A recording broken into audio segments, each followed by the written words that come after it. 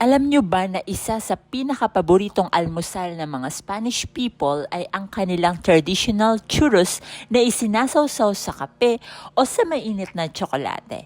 At yun na nga, titikman ko na ang kanilang traditional breakfast. Tingnan natin kung papasa sa panlasang Pinay. Let's go! Heto pa rin po ang inyong lingkod. Maganda na. Please like and subscribe. Titikman na natin ang pinakamasarap na churros. Ang pinakasikat nila ditong churros.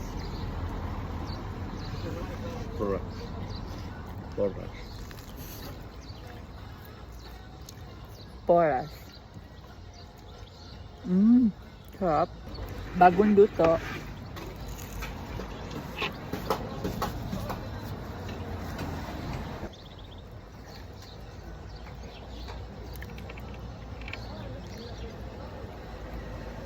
El baile del churro.